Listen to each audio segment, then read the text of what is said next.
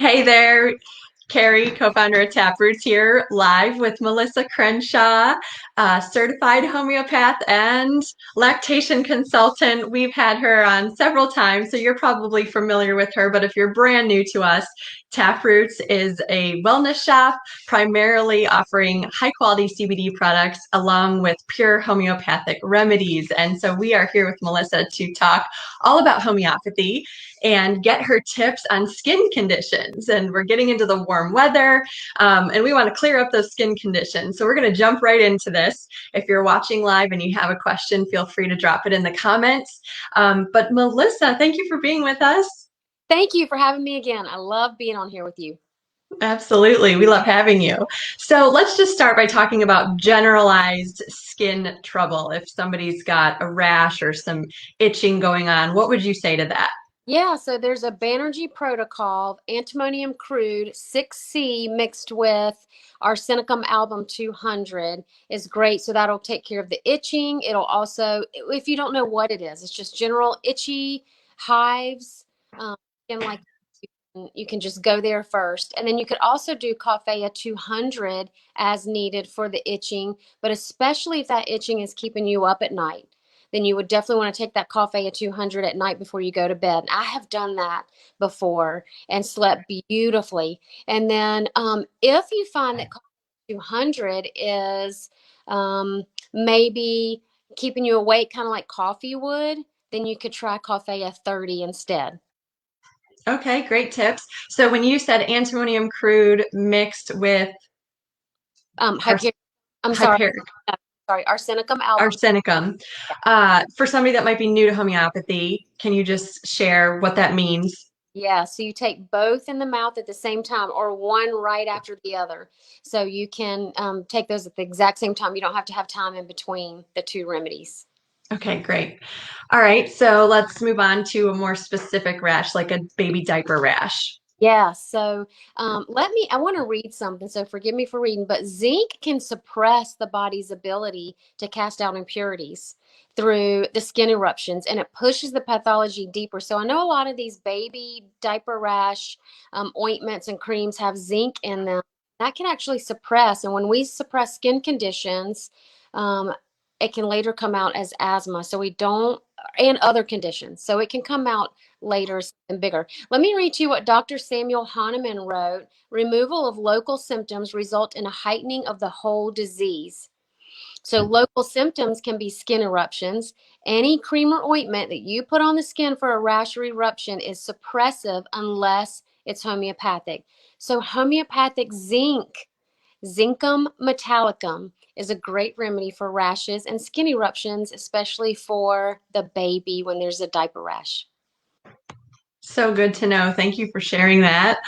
Let's go on to just severe itching. You're just itching everywhere. What would you say? Everywhere. So when you think about whatever's going on in your body and you think I'm itching everywhere, sulfur 30 twice a day can be really hugely helpful. I usually only have to take it one dose, just knocks it out. Mhm. Love it. Okay. How about dry, cracked skin? Yeah, so if it's dry, cracked skin, that's especially worse in the winter.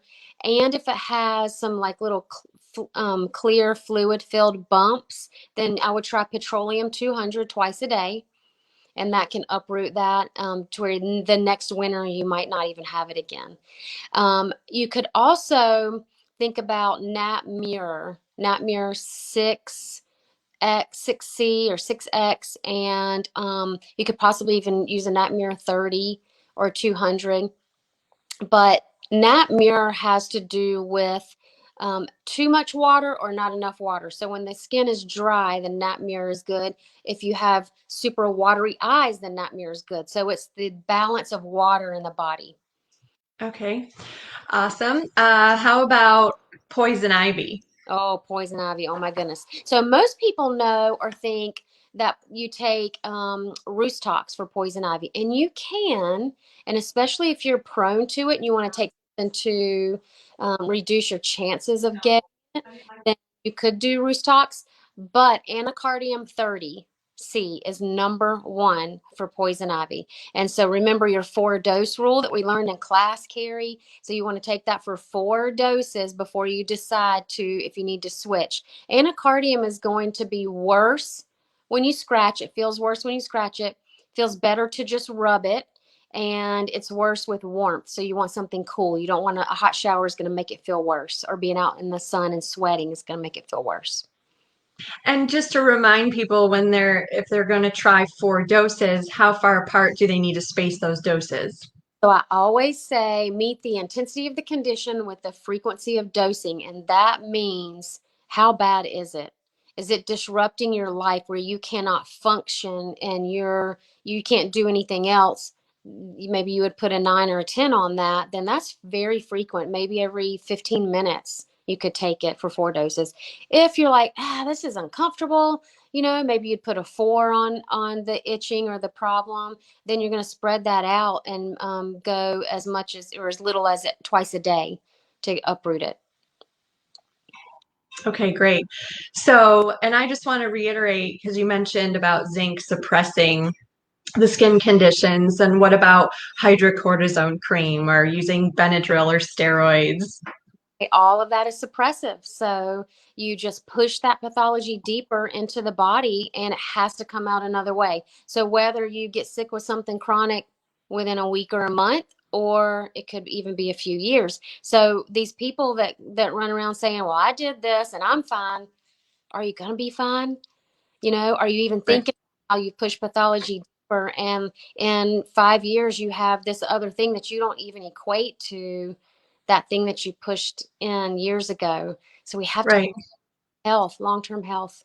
Absolutely. Because those creams work, but what are they doing in the long term is what we have to ask ourselves.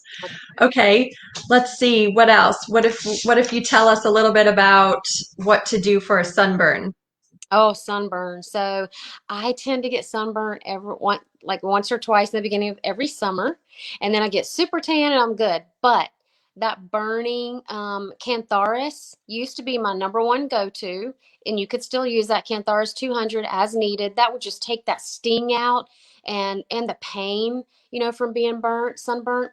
But last year I used Belladonna because it's hot and it's red, and that I think worked even better. You could also even think about chamomilla. So Belladonna 30 or 200, chamomilla 30 or 200, Cantharis 30 or 200.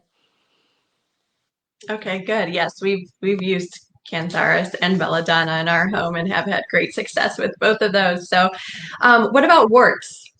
Oh, I think everybody knows warts is Thuja, but then how do you use it? So Thuja, Thuja. I know we're going to put this in the notes, but Thuja 30C twice a day, and you're going to do, this is the 8-week rule. So this is a chronic condition because the warts have been around for a long time. So that means you're going to take it twice a day for 8 weeks.